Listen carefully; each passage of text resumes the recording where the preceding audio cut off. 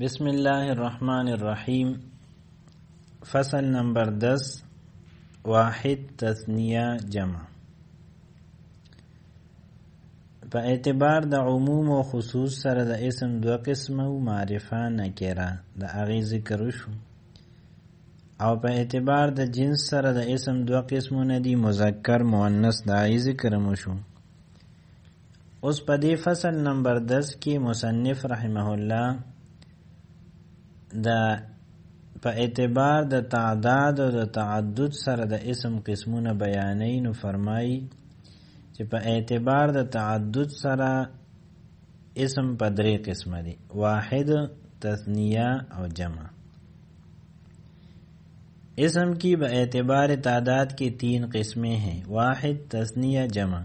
واحد وہ اسم ہے جو ایک پر دلالت کرے. واحد اغیتوی چی پیو دلالتو کی، جیسے رجل ایک مرد، امرأتن ایک عورت. تثنیہ وہ اسم ہے جو 2 پر دلالت کری.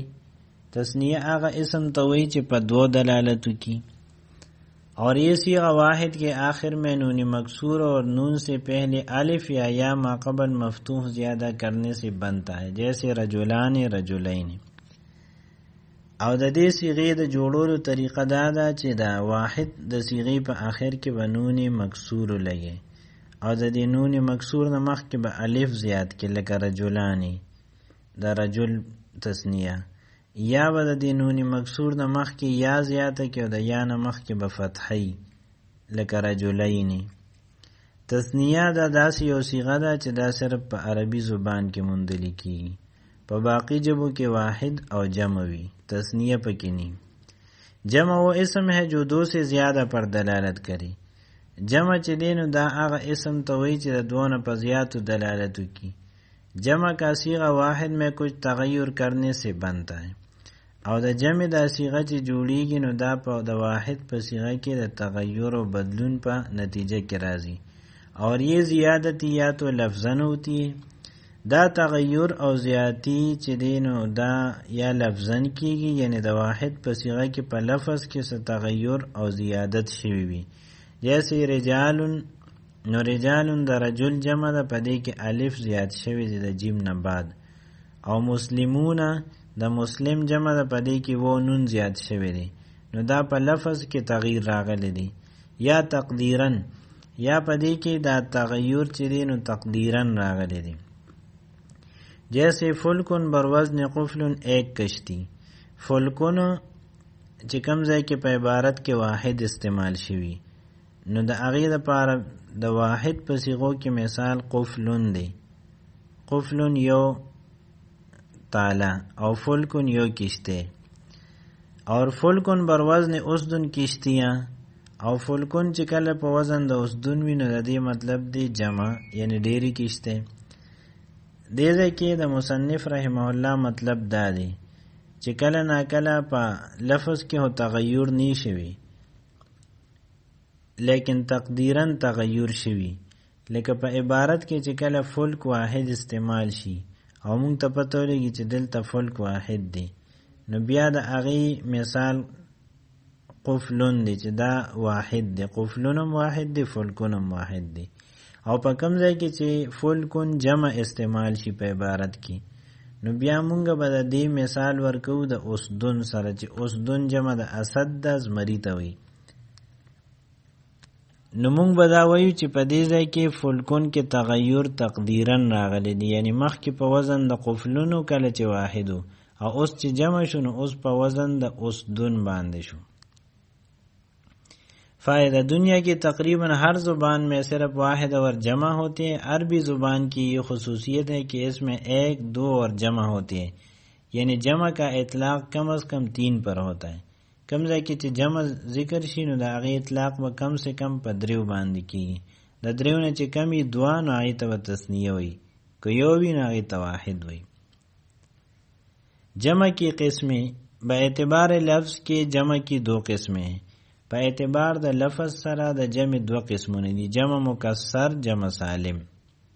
مکسر ماته شوی ته وي، او سالم بچ ته وي.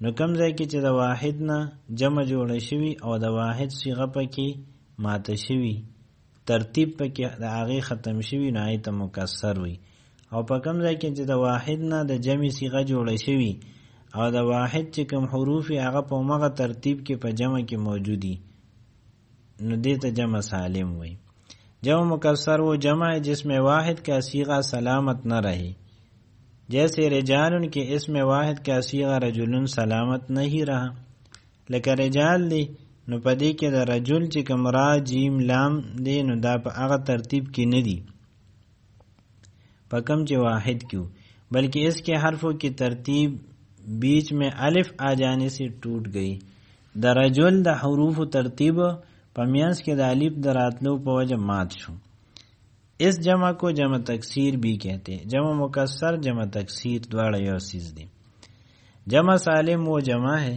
جمع سالم هغه جمع ده جس میں واحد کا صیغہ سلامت رہی چې پدې کې د واحد صیغه هغه سلامت وي اس کی دو قسمیں ہیں د دې دو قسمونه دي نمبر 1 جمع مذکر سالم جمع سالم په دو قسمه ده یو هغه ده جمع مذکر سالم ده یو جمع مؤنث سالم ده جمع مذکر سالم هغه جمع ده چې د واحد په اخر کې و لګي د و نه مخکې ضمه لګي او و نه بعد نون مفتوح یعنی داسې نون چې بای زبري دو لګي یا د واحد په اخر کې یا لګي ساکنه او د یا نه مخکې کسره لګي او وروسته نون مفتوح لګي نو دې ته جمع مذکر سالم وي لکه مسلمون مسلمین وہ جمع ہے جس میں وہ ما قبل مضموم اور نون مفتوح ہو دا هغه جمع ده چې په دې کې د واحد په صيغه کې اخره کې وہ ما قبل مضموم